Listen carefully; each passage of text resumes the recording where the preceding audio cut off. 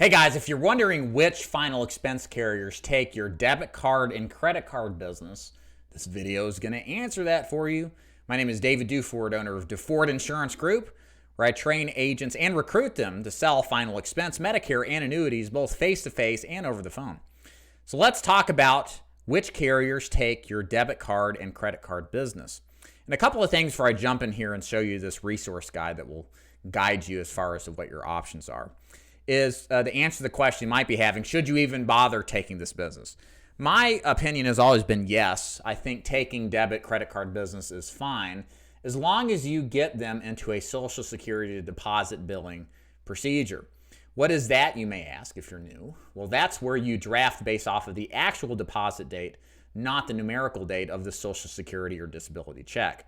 For example, if Mildred gets paid on the 3rd, and it's a Saturday, bank drafts don't happen, then you can't deposit money then. But they would happen that Friday because Uncle Sam pays early if the weekend happens. And if we do a Social Security deposit billing, we take the money on Friday.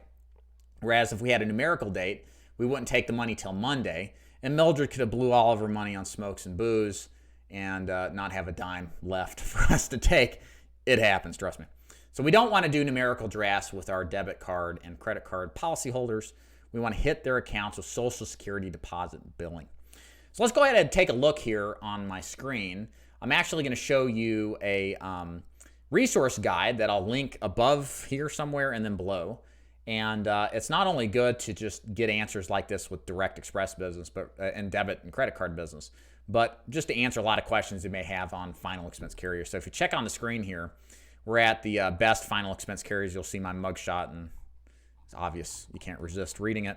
So if we scroll on down, we're just going to go through each of these 21 best quote-unquote carriers that we have, and then I'll tell you if they accept them and any notable information about them. First of all, Trinity Family Benefit does take your debit card business, both Direct Express and any debit credit cards, but you must limit business to 20% or less of your total business, or they will red flag you and possibly terminate you. They don't want to be the dumping ground to your final expense debit credit card business, simply because the persistency on this type of business is not terribly good. It's not as good as checking savings account business.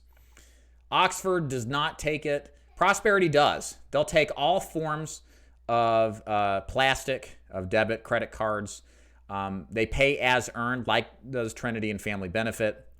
And like Trinity Family Benefit, Prosperity allows for Social Security deposit billing. This is a common carrier, especially for telesales, to take that kind of business, and face-to-face too. Royal Neighbors does not take that. Neither does Standard Life, Life Shield, or Foresters. Transamerica will take Direct Express business only. They won't take your other debit credit card options, and they do have a Social Security deposit billing feature as well. Liberty Bankers Life does not. They used to take it, but they don't anymore. Same with United Home Life. They do not take Direct Express or any form of plastic business. Now, all of the guaranteed issue carriers, AIG, Gerber, and Great Western, take all forms of plastic, Direct Express, and any debit and credit card business. I believe they all pay as earned. Not 100% sure about Great Western, but expect all of them in most cases to pay you as earned commission. GTL does not take Direct Express or any forms of plastic. Security National does take Direct Express and all forms of debit credit cards. Mutual of Omaha does not. American Memorial does not. Neither does Americo or Sentinel Security Life, and neither does American Amicable or Aetna. So that is basically your list to work with. One little trick thing I'll remind you of here is try not to load up one carrier with all your Direct Express business. They keep track of the quality of business you send them, and one day's like so-so carrier may turn into your creme de la creme carrier, and you'll lose them because you didn't consider the long-term ramifications, and sometimes will terminate you and not want you back because your quality of business is so poor. So just keep that out, keep that in mind. And again, Direct Express should be something you should be taking. I like to combine the sale of Direct Express policies with a sell the premium strategy. I sell to the ease of affordability.